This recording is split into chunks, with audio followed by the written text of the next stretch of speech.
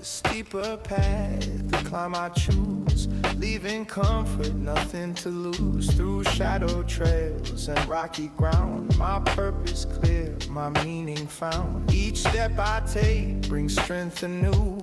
Challenges faced, resilience grew. A journey tough, but richly sweet, where soul and life's alignment meet. At peaks ahead, the vision clear, my greatest goals becoming near. The steeper path, though hard and slow, is where my truest self will grow. The steeper path.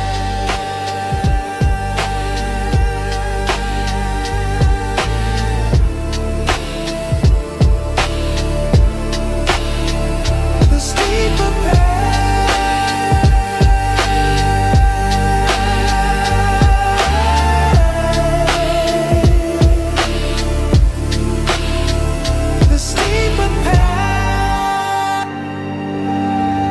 What I'm most interested in is telling stories of people's journeys.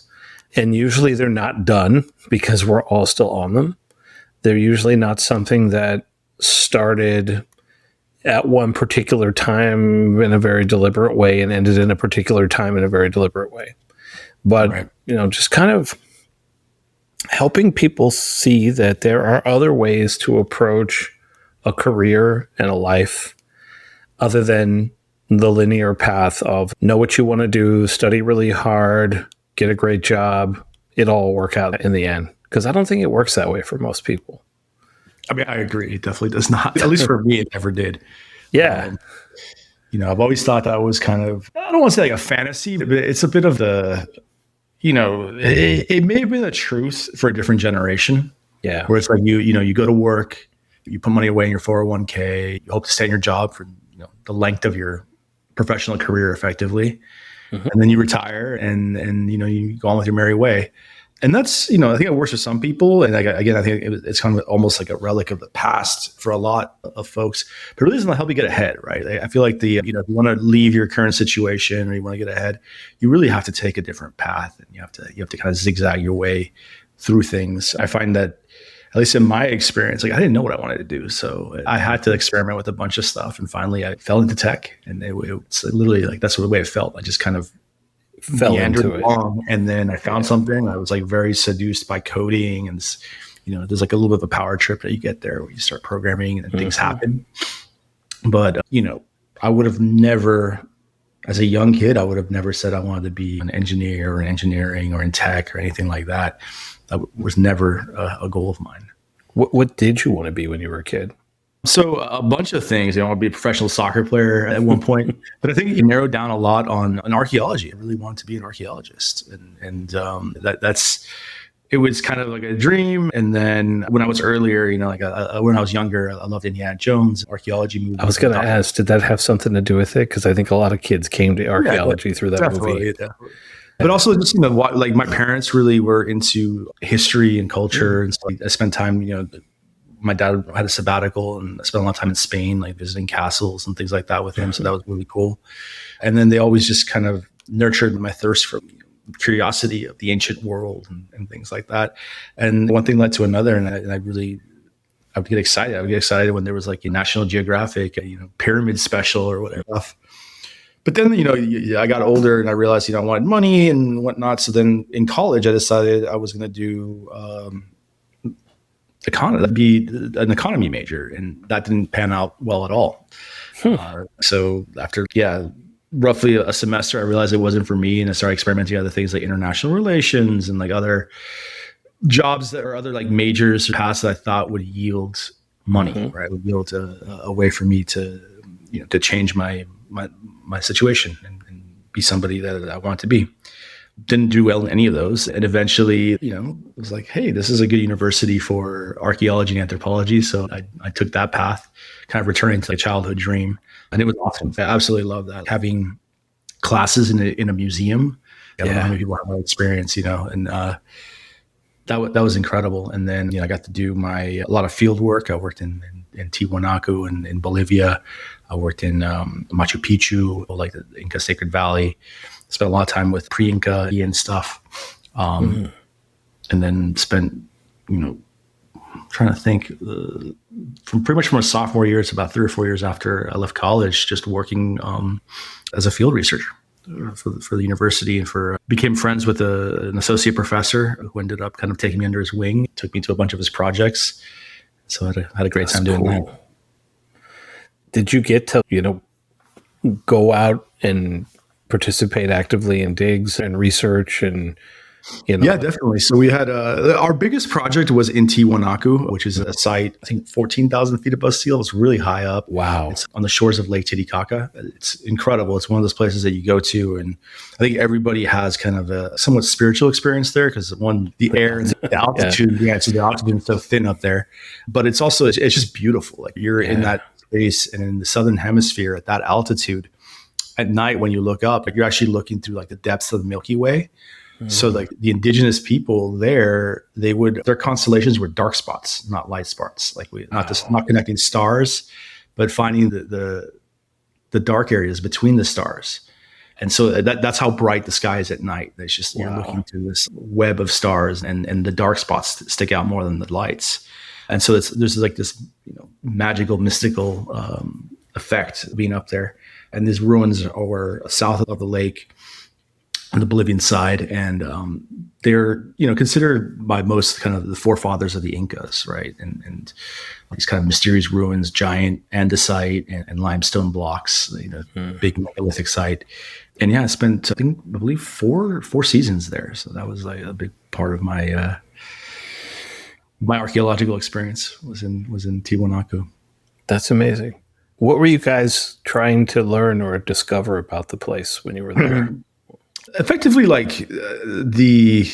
sure everything has changed, because as things happen, the more research that goes into it, the more the ideas change. But we're trying to understand the site, what it was used for, right? The hot theory there was that it was a ceremonial center that really wasn't populated. It was almost like an absent ceremonial center then that the various tribes and peoples of the Andes would come to celebrate important events. My focus was really on the understanding, one, why it was built where it was built, and I ended up focusing on this thing called archaeoastronomy, which is how the ancients looked at the sky and they kind of brought word to the earth, and how their construction of their sacred monuments in particular reflect that, right? Via orientations. This particular site was very clearly oriented east-west, but it had some interesting placements. It could have been anywhere in that valley, and it was placed in a specific location where the south celestial pole, which is the point in the sky around which all the stars appear to rotate over the course of a night, in the southern hemisphere, the north for us, obviously, was directly beneath this peak. And I'm going to butcher the names. It's been a long time. Kimsachata. That was the name of the mountain. It was a very sacred mountain, and it remains that this day for the people that live up there.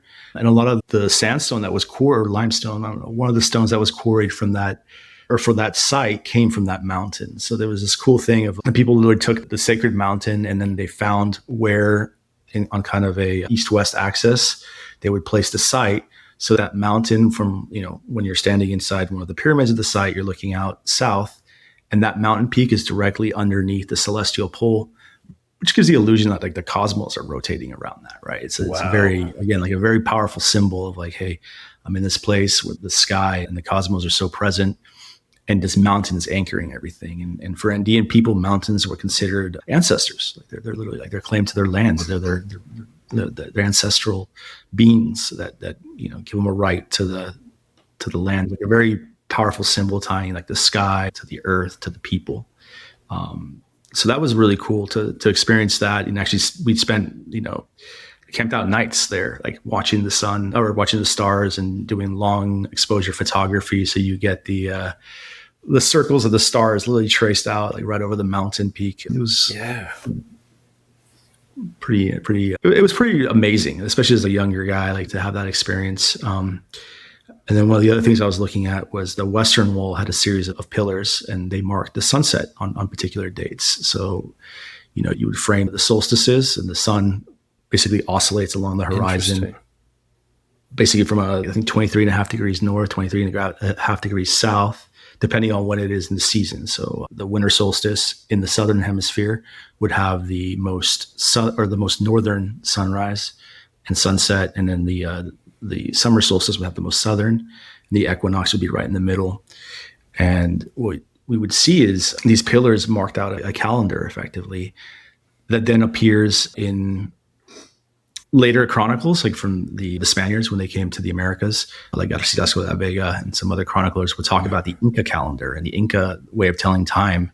And it was very much reflected in these pillars, and the sun setting behind there, marking kind of cycles of 15-day cycles, and really focusing on the precision of the equinoxes and the solstices. So it was a pretty cool little discovery. Yeah, that was my life for, I want to say from like early 20s to mid 20s or so. What an experience, man. Tell me about how long ago this thing was built. When was this structure built? Again, this data's probably changed, but when I was there, the understanding was the height of Tiwanaku was around 6 to 500 BCE. The cultures extend way further into the past, obviously, but in terms of the actual construction of the ceremonial center was around that time, up until about 200 BCE, at which point the Incas absorbed it into their empire later on. Uh-huh. Yeah. So this is ancient history, way of approaching life and understanding the universe and nature and time, and it's just a lot of stuff. It is. It's also like a very human thing. That's what I loved about archaeoastronomy in particular, because it's ultimately we're all humans, right? Yeah. And we all share the same sky with like slight variations on latitude and so forth. But it's really, the sky becomes that it gives us patterns that we associate with order, right? So like this group of stars riding over the horizon, that means it's the season. It's time to start planting or time to harvest, or maybe sometime when the stars, this is actually the Incas and Andean people today continue to use the Pleiades for this. They'll see, 7 sisters. And then based on how clear they are, they will get an idea of whether we're approaching like an El Nino or El Nina season versus not. And understand maybe the climate is going to be a certain way because of the way they're seeing the stars. Similarly, I think our oldest ancestors were probably using the moon for hunting cycles and things like that. So you have this really interesting progression of human thought and human civilization, where you go from things like the stars and the moon that are much more personal, right? They're going to see things differently depending on where you are on Earth, moving towards a more and more central society where the focus is really on the sun as opposed to the stars and the moon. And in order to observe the sun and actually create a calendar from the sun, you have to have a dedicated location where you're sitting there and watching it 365 days of the year. And that's where you begin to see the pattern, right? If you're moving, if you're nomadic, you're not going to see that with the sun. The only cycle you get is the day and night cycle. But when you've established yourself in one place for a long period of time, you start to see different nuances with where the sun rises and sets. You build this kind of centralized society around that, and it's no mystery as to why kind of all the empires of the world and big kind of hegemonic societies have always used the sun as that symbol of order, of cosmic order, and like the king or the god priest or whatever you might consider. Yeah, the sun god. Yeah. Interesting. What did you learn from that experience that kind of shaped your path going forward? I imagine you learned so much about life and the nature of being human and everything, but how did that experience of going to these sites and getting close to this kind of deep history, how did that shape where you went from there? That's a good question. I think it taught me to not ignore details, right? To really focus on the little things. Like sometimes something that you might, in particular in these situations, something that might seem out of place, I have a purpose, right? And so you focus on these little details, and then through those you discover patterns that can be significant, that can be important. It's like with like programming, right? You might spot something that's not behaving the way you expect in like the system you created, and as you dig in, you actually uncover a big bug. Or you uncover the way the program's acting in a way that you didn't intend, right?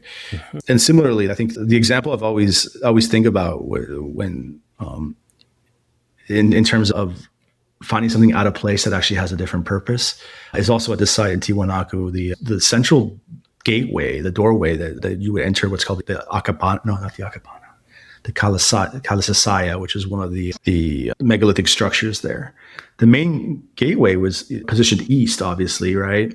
But it was off-centered. It was like off-centered about 2 meters. And it's really weird because you're talking about, peoples that spend a lot of time and effort into precision, cutting stone perfectly, oriented the site a certain way. And so we're not talking about like massive things, maybe like 100-meter width, and like they were off by 2 meters.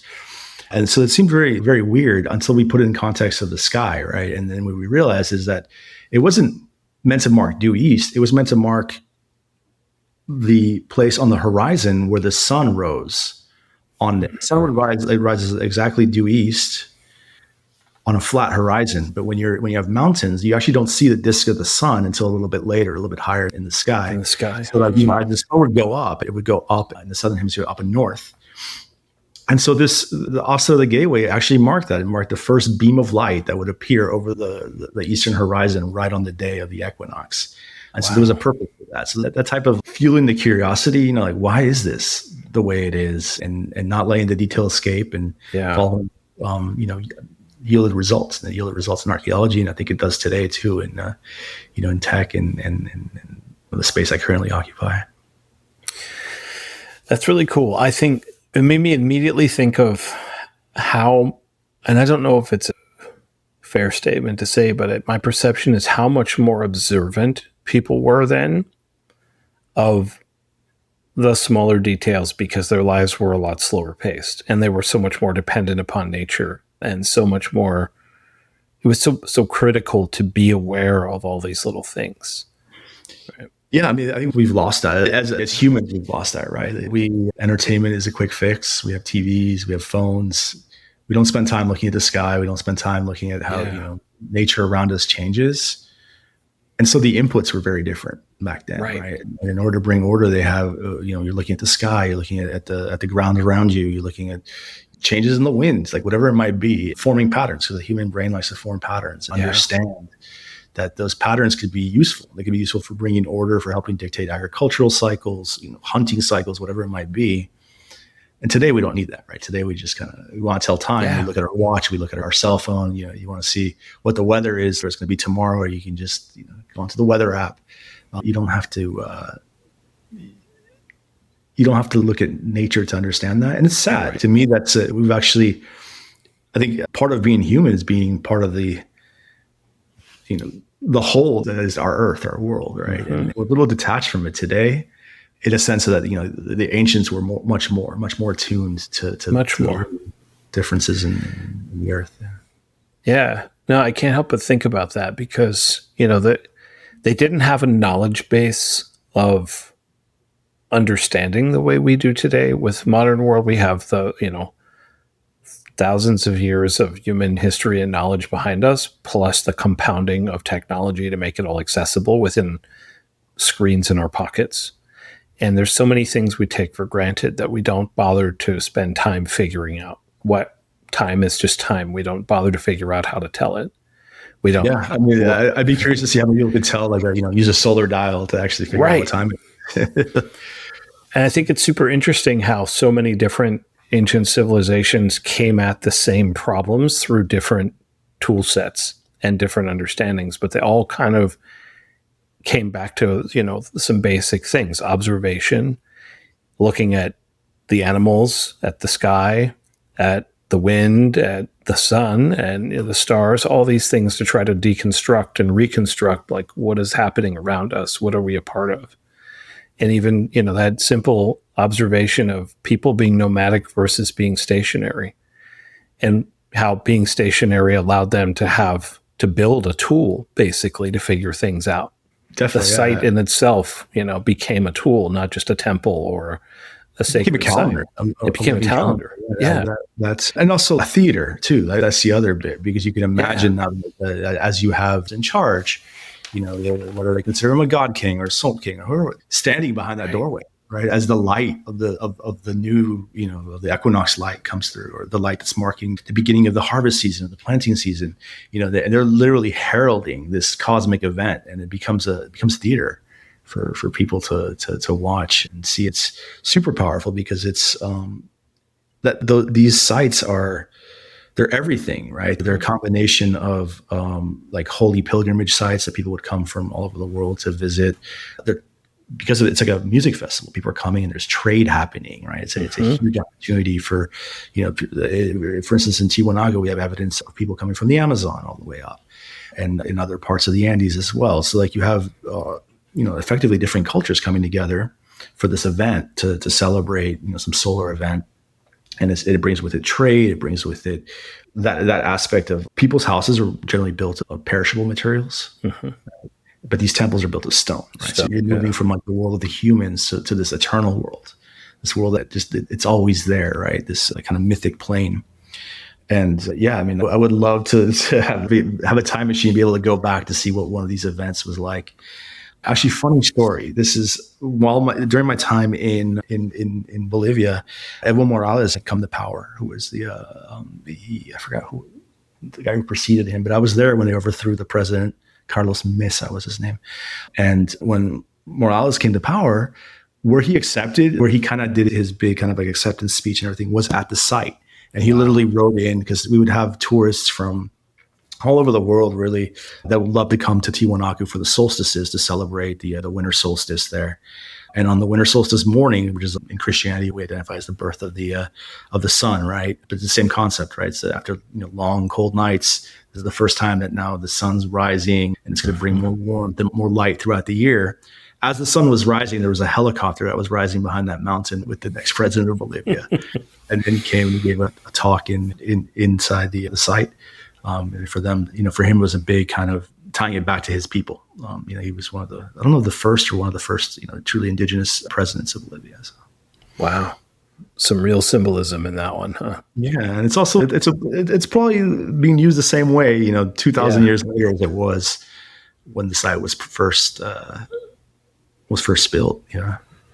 That's super cool. So you were in Bolivia and then you mentioned Machu Picchu. What was that a different experience for you, or? Yeah, it was much the same as I was doing the archaeoastronomy. I had, again, via this professor friend of mine, Alexei Vranich, who's still a good friend of mine. He was able to get me access to all these sites. So a lot of times after doing the field season in Machu Picchu or at Tiwanaku, I would go to Machu Picchu in this case, spend some time there to actually take measurements and look at the site through the perspective of archaeoastronomy. Much has been done there before I was there. So like Machu Picchu is one of those sites that was, heavily, extensively researched, both from, just basic archaeology, but also from the archaeoastronomy perspective too. So it was just cool to validate a lot of the stuff and see that site as not as a tourist, but as a researcher. And also really the Amazon. Cool. I had some interesting experiences in the Amazon, more related to me trying to figure out the cosmology of the people, because that was my big interest, was cosmology, was understanding how people made sense of the universe, the world around them, and how that changes. And, I think there's cultures that have exposure to the sky and are up in the mountains that have a certain way of understanding order, generally celestial based, right? But when you go into the jungles and you go into the Amazon, it's different. You don't have a view of the sky all the time, unless you're literally in the middle of the river. And so they life and order is experienced a different way there. So, do they have a concept of astrology in these cultures the way that we do, or other ancient civilizations have? They do, yeah. So not so much I didn't get that sensation in the Amazon. I didn't have a chance to meet with several shamans, but definitely in the Altiplano, and very much. And again, they focus on the dark stars, and so they have associations with, I think, like Yacana is like one of the famous ones, which is the if I'm not mistaken, the Yam. It's been a long time since I've been saying these words. So I might be getting stuff wrong. It's okay. But effectively, yeah, like they had these ideas of, you're born under the frog, or you're born under the llama, or the fox, or whatever it might be, right? I don't know all the details of it, but they definitely had. Yeah, they had a sense of how the stars impacted people. Effectively. I mean, yes, I think that's a pretty universal thing. So, you look at Vedic astrology versus kind of like classical Western astrology versus Chinese astrology. It's all, and they're all really based around the same concept of understanding how the cosmos affect us, right, and mold us to a degree. So. Yeah, that's super cool. So, what happened with the journey with astrology? With archaeology. You started off, you went to school. It sounds like you were heading in a direction as a researcher. Did you want to become an academic? Did you have any idea? Yeah, so that's the path, right? The path would have been, okay, after I finished the undergrad, it would be to go master's and PhD. And generally, with archaeology, what you do is you want to have a site in mind that you're going to work on. You sort of get the area of Tiwanaku was going to be my focus. I got very lucky. So this archaeoastronomy path, I became quickly like the person that knew about that in the Andes. I was still working there. And so I got to visit a bunch of sites, and I got invited out to other dig sites that were run by other universities to basically, take measurements and come up with theories as to why these temples or these buildings were built the way they were built. And I ended up getting a lot of lectures. So I was invited to go around the US, presentations at various museums and universities. And that actually took away from where I probably should have been thinking about applying to grad schools and that. I was just doing it. I was doing the work. Right. And then I quickly became disillusioned with academia. I think from the beginning, would never really consider myself a great student, but I found this thing of it's very slow for change. There's really new ideas are not accepted very easily. Professors kind of spend their whole lives when they're younger coming up with these ideas, and then when they're older, just defending them until they die. That's effectively. Yeah. And so I found that to be annoying. I found it to be very slow, and I started to become disenchanted by just academia in general. While I was doing that, I was teaching myself the program because I wanted to use. Well, one, I was learning to do renderings of the sky using programs like Maya and 3D programs, where we'd bring in the actual structures and then model the sky behind the structures. And then I found this, software called Macromedia Flash back in the day, where it was Adobe. And it was a great visual tool for doing slideshows. So I would do a lot of my slideshows using Macromedia Flash animations, just a masked out photograph of the temple site, and then the sun setting behind to kind of make a visual for what I was talking about. Yeah. And then like I said, I became a little disillusioned with academia itself, so I never really got around to applying to grad schools. And then I ended up getting a side job when I was not working in the field, of being a flash animator for Disney, actually. And wow. And one thing led to another. I ended up staying in that field, and I got more and more into the programming side, getting really interested in actual action script at that time. And from the rest is kind of history from there. I got kind of seduced by that. In the world of gaming, I love this idea of creating worlds for people to enjoy and play. And I just kind of slowly left archaeology behind. Interesting. Yeah, I love these stories when one thread kind of leads to the next opportunity. And I'm always interested in the thread. And I'm curious what your take is on what the thread between archaeology and programming or game development eventually was. Man, that's a tough one. What is a thread? Well, I think it's attention to detail. Yep. It's important. But it's also trying to find order, structure, that, because really what I was doing is not your typical archaeology. I didn't spend much time digging. A lot of what I was doing was actually dictating where to dig, because it's this axis is really important. We should dig along this axis. And sure that we did that in Tiwanaku, and we found sacrifices and a bunch of interesting things. But I was never really the one that was digging. There was always other groups in that. So I was really interested in kind of the structural patterns around what made the civilization work, what made people want to come to this site. And I think in that sense, there's a lot that's similar, right? When you're programming, you're taking a mass of binary numbers, right? And you're turning it into something. You're bringing structure to chaos. And it's effectively it's what I like to think that the people thousands of years ago that I was studying were doing in their own way. They were kind of reverse engineering the universe and programming their lives based on these structures. That's really interesting and super cool observation. I picked up on this observation a while ago, and this is sort of at the core of the book that I just wrote. But I started to notice that this thread ties back to kind of how we are wired, how our brains work kind of out of the box. And the reason I'm so interested in backtracking these stories of where we start, from when we were kids, what we wanted to be when we grew up, all the way through into where we end up, is to try to figure out, like, what was the thing that we had that enabled us to take these kind of pivots, to be able to make these kind of adjustments. And I kind of believe that we educate kids the wrong way today, and that the education system was designed to create workers for an industrial era that is no longer here.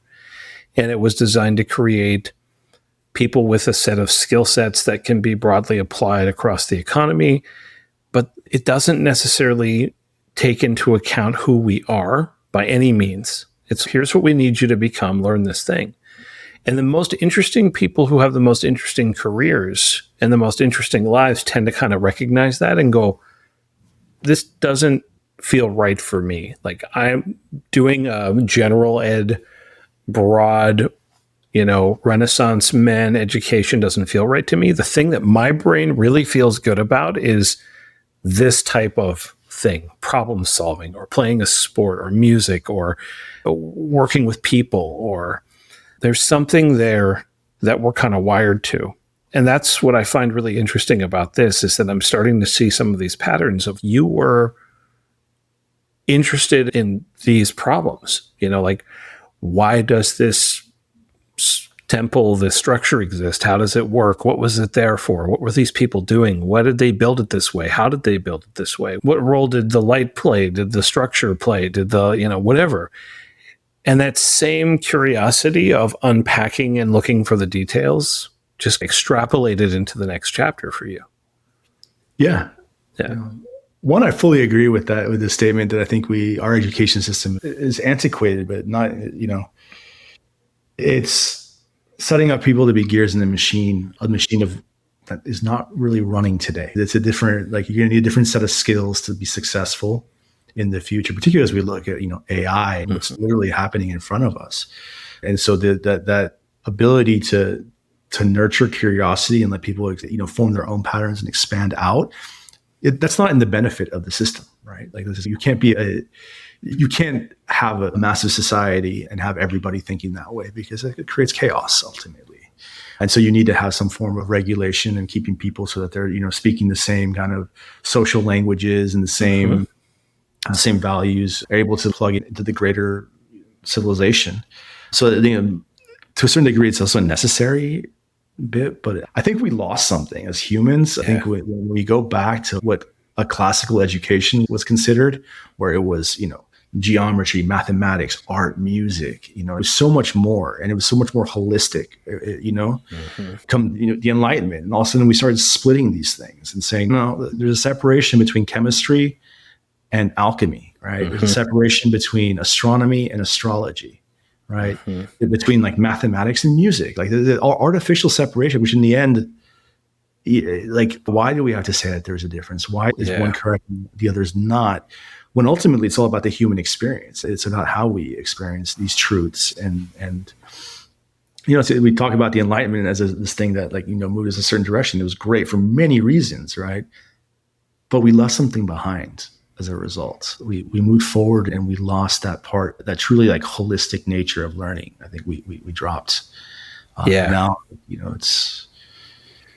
we've reinforced these separations that maybe do not exist. And now we're down to memorization and standardized testing as the definition of somebody who is well educated. And that, really kind of blows my mind, because to me, I'm one of these people who hated school but loves to learn. I love to learn. I can't read enough books. I can't spend enough time watching documentaries, listening to podcasts, learning things. But school was not fun, because school didn't appeal to how I like to learn and what I want to do. And so it took me until I was an adult to be able to actually figure out, like, oh, this is what's going on with me. This is actually what I'm good at. And now I've got this freedom to move around and I can actually, figure out how to learn again. Sounds like you had a little bit of the same experience. Definitely. Yeah. When you say, you weren't much for school, but you love to learn. Like that's effectively, I've always been like that. I would spend more time researching things that reading about whatever when I should be probably studying for a test, right. Something else. It's fun. This is particularly poignant in my life right now as I'm looking for my children, and what am I going to do for their schooling? And we're shopping around, right? We have them right now in a school, in a local school here. And I'm starting to visit other schools and see like this like spectrum of learning types. So that it's daunting because I don't know. Like part of me is, well, this school is awesome with its hippy dippy, like learning nature and like no grades.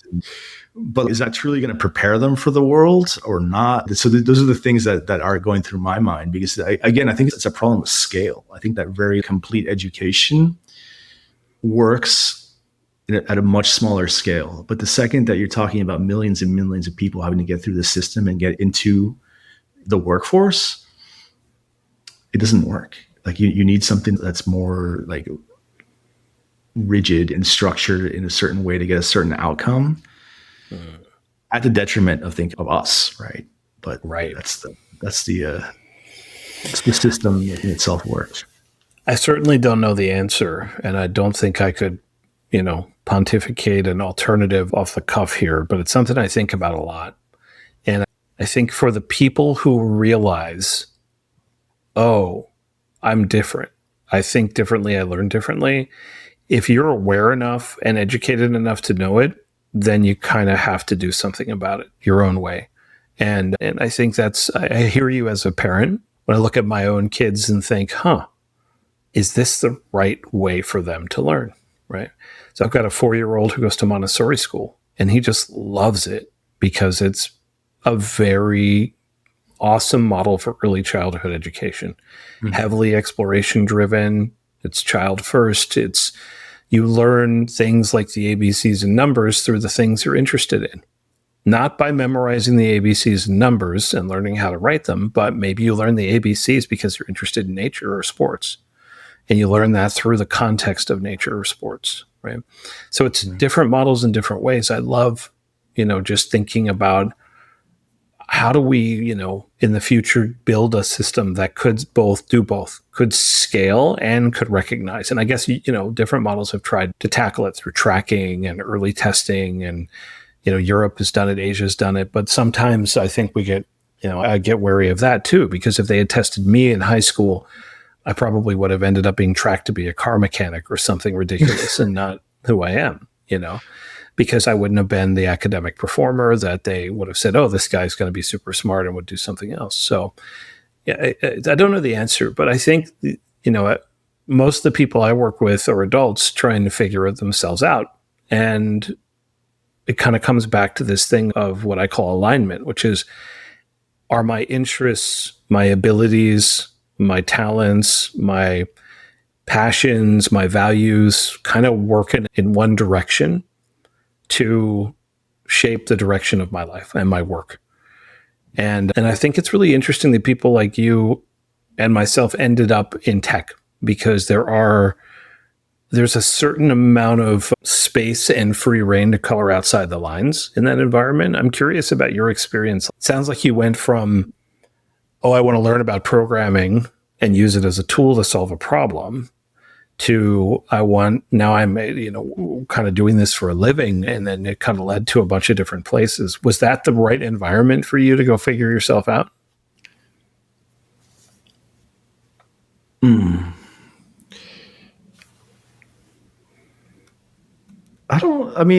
To me, unfortunately, I don't program as much today as I used to. Sure. But for me, programming, coding, there was always a sense of adventure. Like I would sit down on the keyboard and it's, what am like the machine and I are going to come up with today, right? And that's very much the way I approached. It's one of the early interview questions I used to ask when I would interview people. Is how do you approach a problem, right? And I was the kind of person that would, all right, we're going to build something. And my first thing is not whiteboarding it, or it's like, let me get to the code. Let me see how I would structure. What are the pieces that I would break down to make this thing work? What's going to be the open command, the close? What's the inputs that we got to get into here to display the information that we want to display? And so for me, it was like a way of like active brainstorming, if you will, like kind of like, and this is how I use like AI today, for instance, too. Like it's very much for me, it's like a brainstorming companion that I'm sitting there. Let's have a conversation. Like, what if I take this approach? And with programming, it was the same thing. I was like, what if I do this? And then they compile it, run it, and I was like, that's not quite the result I wanted. Let's try something else. Yeah. So I don't know if that answers your question, but it was a way of exploring. It's just a different way of exploring a problem. Yeah. I get it. And I was interested also in the culture of the industry being a place where, you can kind of come at it with, hey, if you know how to do the job, you can do the job. As opposed to coming at it from a place like academia, where you have to have all this pedigree and be published in X number of research journals and have to have this number of years of tenure. Like, tech is one of those things where you can kind of historically stumble into it. And if you have the ability, you can do the job. Definitely. Yeah. I think, it's changed though. Like that's changed a lot, because I distinctly remember like when I started in gaming, there was no such thing as a gaming degree, or even CS degrees were far like and few between, right? Like you would, like people that did CS generally ended up in different industries entirely. And so like the thought of having a requirement for a CS degree or having to go through school for an applicant was crazy. And like most of the people actually that I know have been very successful have come from different backgrounds, especially around my age, because they just didn't have that background to begin with. And then, recently, like I've seen like job postings that require like, this CS degree. And this is only, I don't necessarily care about that. Like I'm more interested in the traits, right? Mm-hmm. That an individual can bring, and not so much in the piece of paper that they got. And because I think if your brain is wired to program or to do code, it's never very hard. You can learn a new language. It's relatively easy. You can adopt a new pattern, like, all that stuff is teachable, is easy, but ultimately it's how does your brain work? Like, can you problem solve? Can you deconstruct an issue into its parts and understand how those parts come together in a system? That is the part that is more important than any piece of paper, than any class you've taken, any education.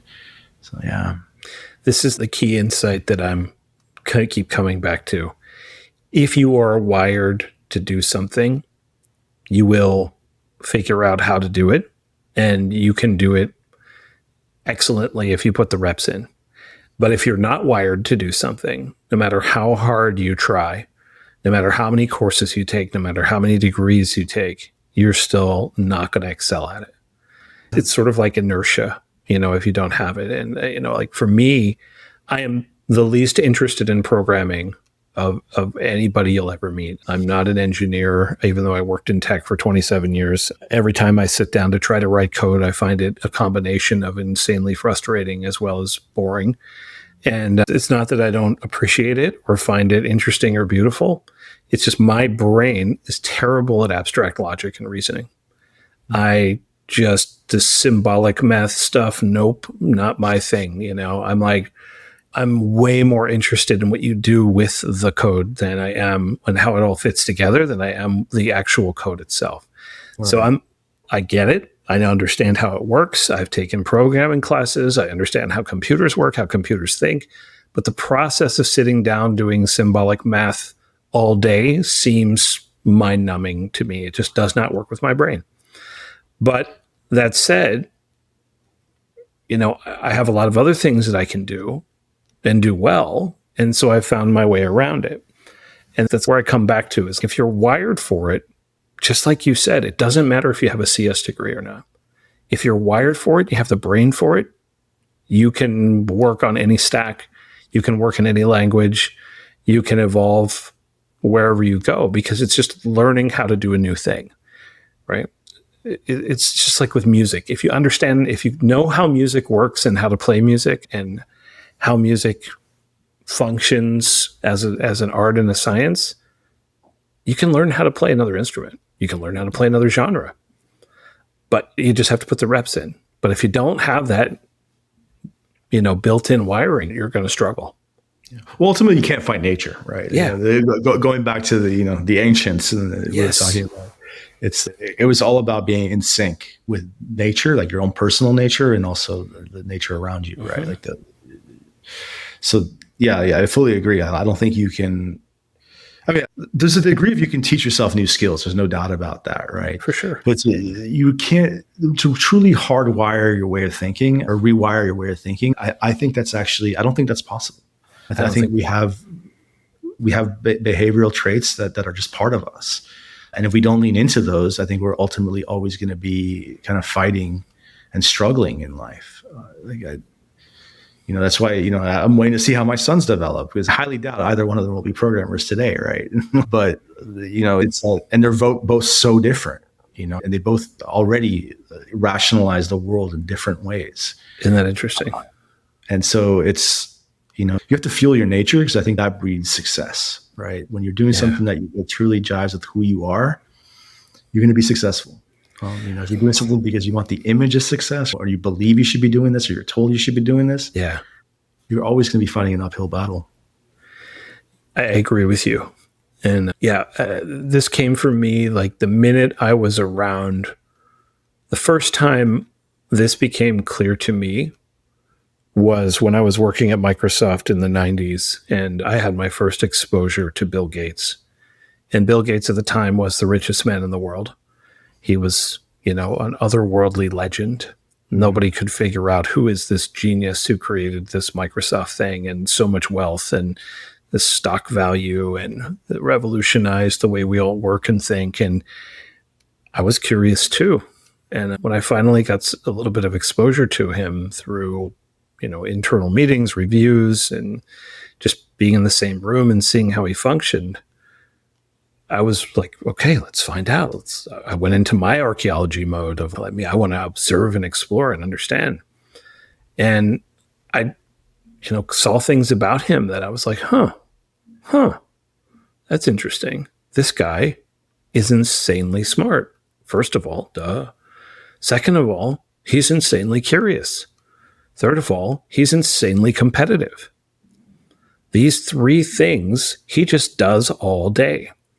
The man carries a recipe, though, right? It's a great smart, recipe. Curious, and competitive is going to be a great recipe every time. Yeah, it's a great recipe, but that is fundamentally who he is, right? And he is a nerd. He is a guy who loves computers. He loves learning. He loves science. He loves to read. He loves, the man carries around a bag of books with him everywhere he goes, and is an insatiable reader and learner. And he's the only person I've ever seen who, every discipline in the company was afraid to go before him for a review, right? Including the lawyers and the accountants and the people working in the construction team and all this, because he knew everything about everything, because he was always studying. When Microsoft got sued by the Department of Justice for antitrust, the antitrust lawyers were scared to go into reviews because he wasn't looking for their expertise. He came in with stacks of legal tomes in which he had already marked up statutes line by line and wanted to go toe by toe on their interpretation. So you see somebody like that and it's this man is insanely wired to do cool stuff, to think at lightning speed, and to compete fast and hard. And so it was like, oh, wait a second. That's what success looks like when you don't have to try, when you're just you, and suddenly you're the richest man in the world. And you don't hedge yourself. I think what's fascinating about that story is that the boundaries don't apply to him. Right. He's not, just a tech guy or the CEO of the company. He's getting in dirty and reading the legal books, and he's coming in with his opinions. I think that's also a very common trait, I think, in success, right? It's people who are not afraid to go outside the boundaries, and they don't put up artificial boundaries. Absolutely. They don't say, this is my lane, and I have to function. No, they function in all lanes. Yeah. Yeah. So it's just one of these observations that, I keep coming back to is what is it about ourselves that, make us, and where is our sweet spot? Because I do believe we all have a sweet spot where we are in our wheelhouse, so to say.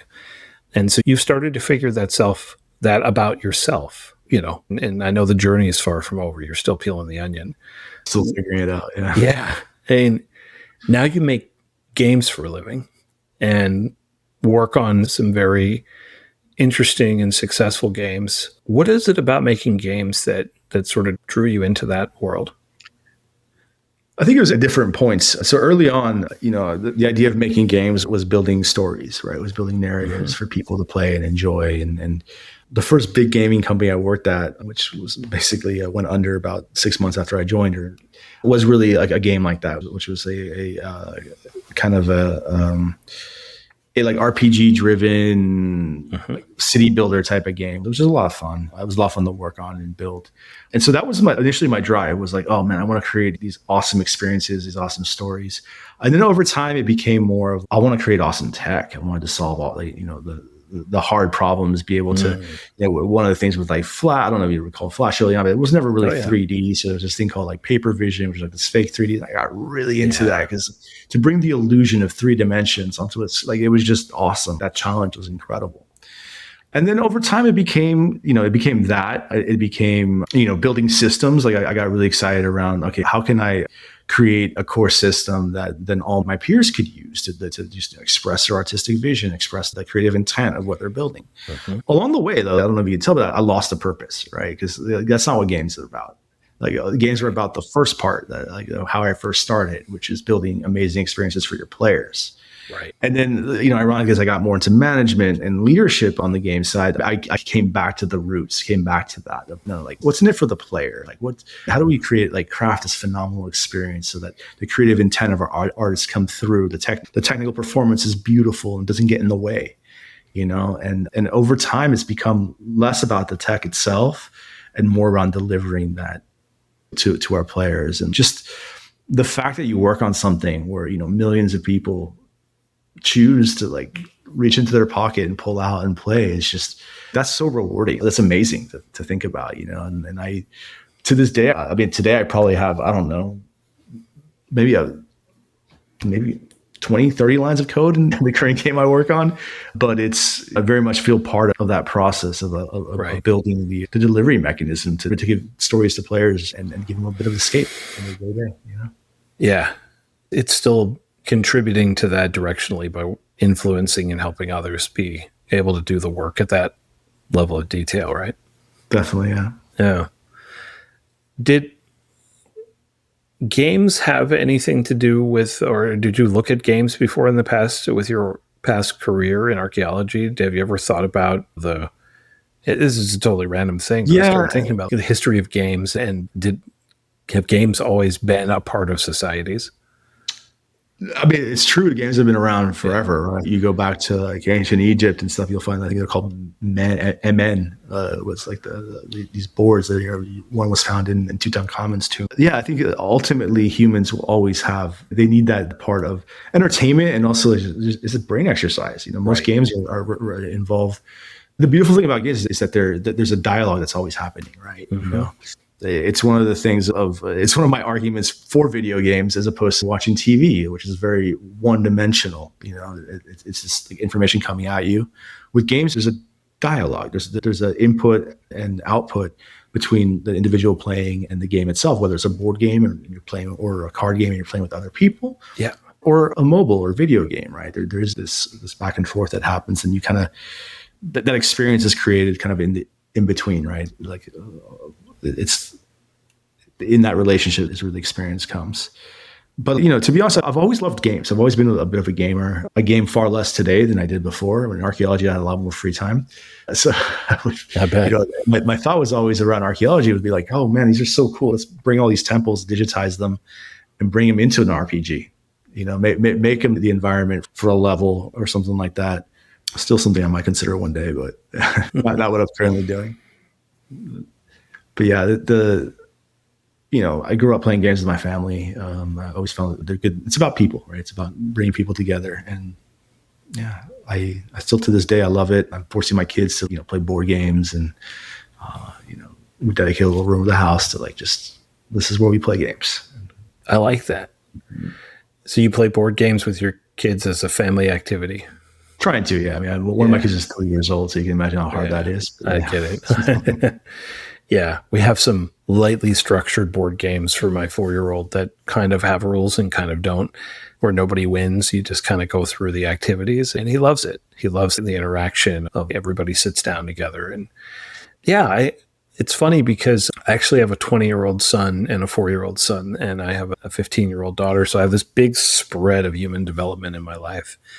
And my 20-year-old son was a gamer, was really into, had the customized PC with the clear plexiglass case and the lights coming out of it. The lights and, spent on all kinds of customizable componentry. And it was super into Fortnite and, all these multiplayer games and battle royales and all this stuff. And he got lost in it for a long time. And I got really worried about him because I felt like he was playing it too much. And I started to think, maybe games aren't necessarily good when it goes in this direction. Like it went from, but it was also weird because he had friends he had never met before who he stayed in touch with for most of his teenage years. They kind of had a purely virtual relationship with, that existed on Discord and FaceTime and, kids all over the country and all over the world.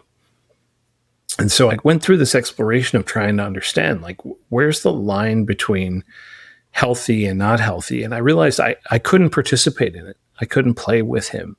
It was his world. It was his, skill set, because it's a skill set to be good at playing these games. Yeah, definitely.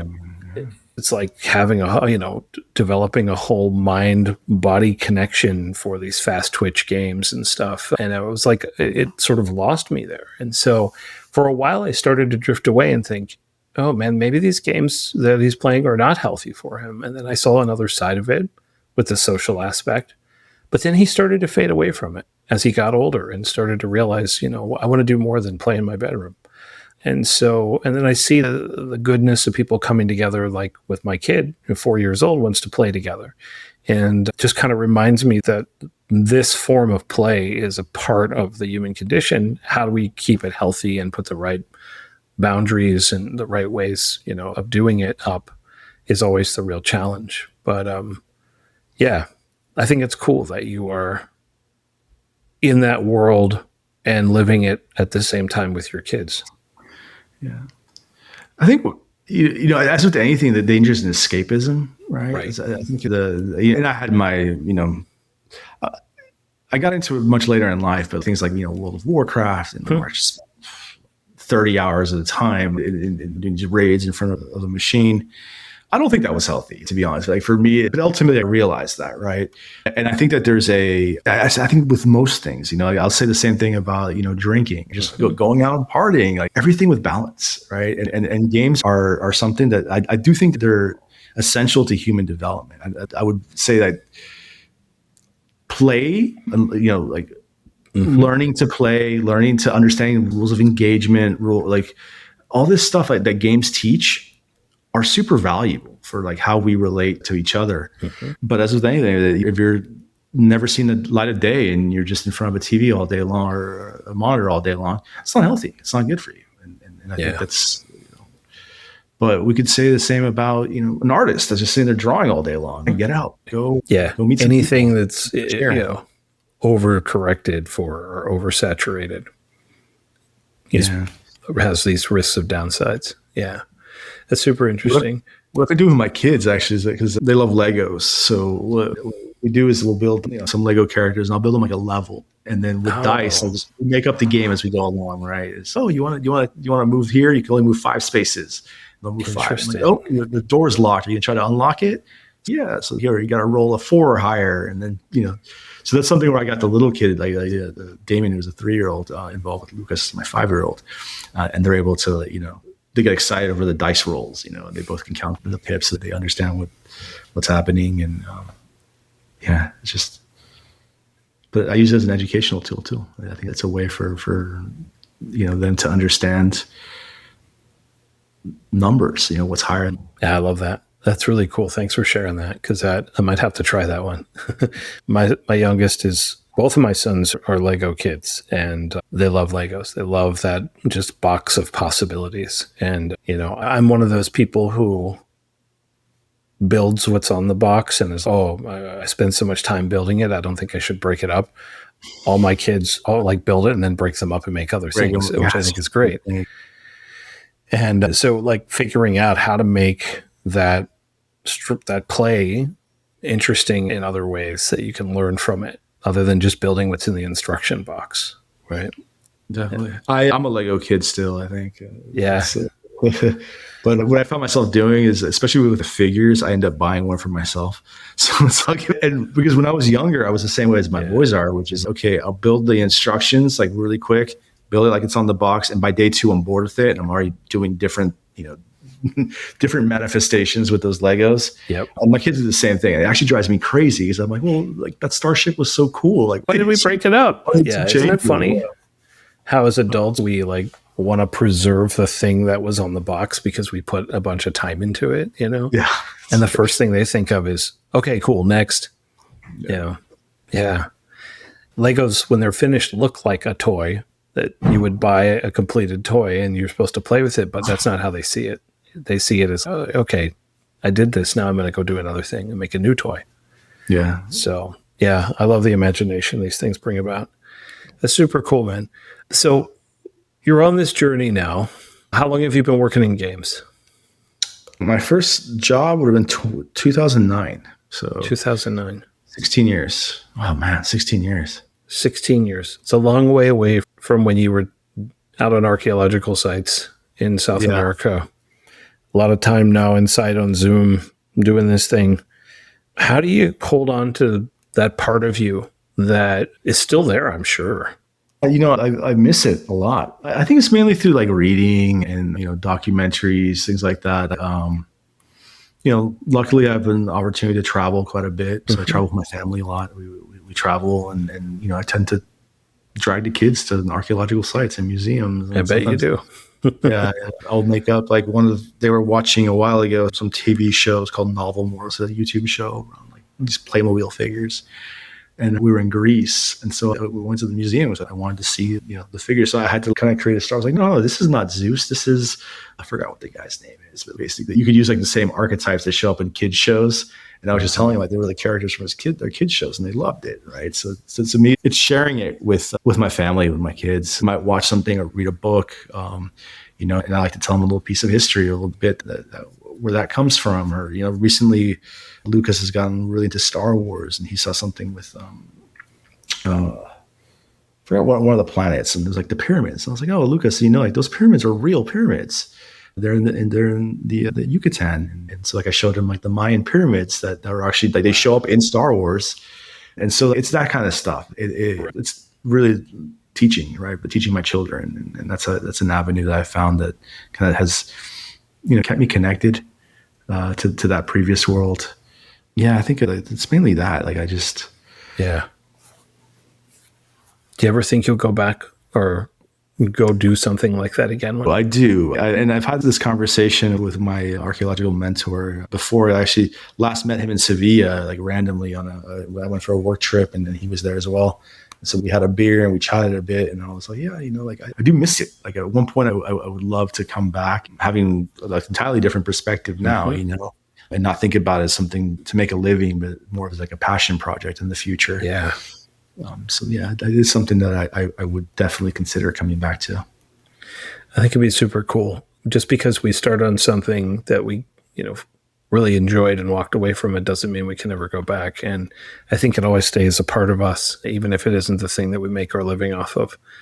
And so it definitely is. I mean, if you see my office, right? My office it looks like an archaeologist office, not a technologist. I have a bunch of. I noticed you got some little things in glass boxes behind you that look like relics. Some like Egyptian stuff behind me. Yeah, there's some like Moche and Greek stuff over there. Yeah, I got a little bit of. I surround myself in it, I guess. It's still a part of you, and that's part of your path. Yeah, and all the books in my bookcase they're all archaeology, anthropology, like cosmology, religious studies, that type of stuff. Like very, very little like tech books. I have like my tech and management stuff on a different shelf. Yeah. I'd be curious if one day these things come together. As you said, I have this idea for a game, or making levels out of turning some of these sites into levels. And, I wouldn't be surprised to see that on your future map somewhere. That'd be cool. Sign me up for it. Yeah. Yeah, there's definitely something there for a potential vision of the future for where you could bring these worlds together. Yeah, if you were going to give some advice to yourself in the past, if you could go back and say, hey, Leo, as you approach your career, pay attention to this, what would you share?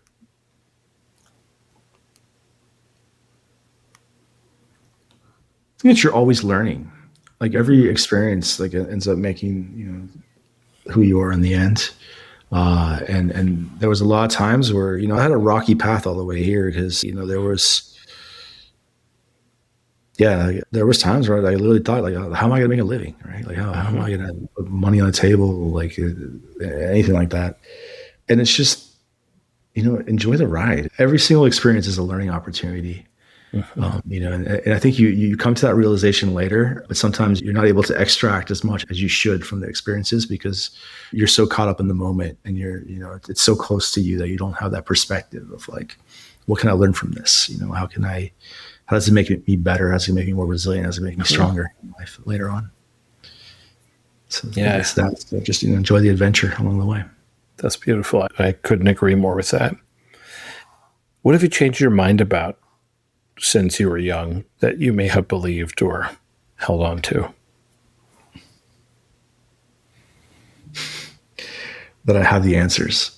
I think when I was younger, I was even as an archaeologist, I was much more convinced that I had figured it out. I knew the truth. I knew the answer. Yeah. And today, I'm like, I don't know anything. Every day I find something that proves me wrong one way or another.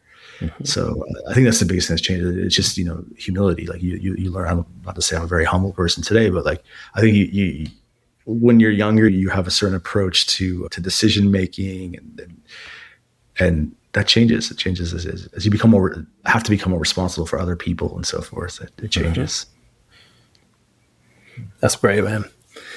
I appreciate you taking the time to do this with me and to share your story and just, get a chance to rap about this because you and I get to talk a lot, but we never get to talk about this type of stuff. So I learned a lot and I really appreciate, just hearing your perspective and your experiences and kind of where you've been and where you think you might go. I think other people can learn from it too. There is no single path to success and we all have our own version of it. And so the more we can get comfortable with knowing that, I think the more people will be able to feel comfortable to do exactly what you just said. Yeah. Well, thank you. Thank you for the opportunity. It's been a long time since I've talked about these things. So I hope, as I hear it back on the podcast, everything is correct still. Like I worry about some of the names I put out there. But yeah, this is fun. This is kind of, allowed me to reminisce a bit about my path. I love it. Yeah. So thank you. Don't lose touch with it. Keep going back there. I think it's really important to hold on to our loves, especially our first loves that we had and not let it drift too far away because it's a part of us. Definitely. And it'll power our future too. I like that. I agree. I appreciate it, man.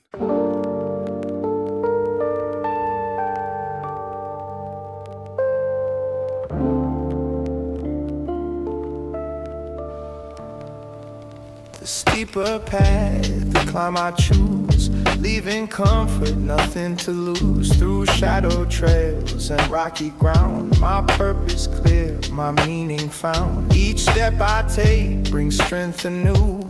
Challenges faced, resilience grew. A journey tough but richly sweet, where soul and life's alignment meet. At peaks ahead, the vision clear.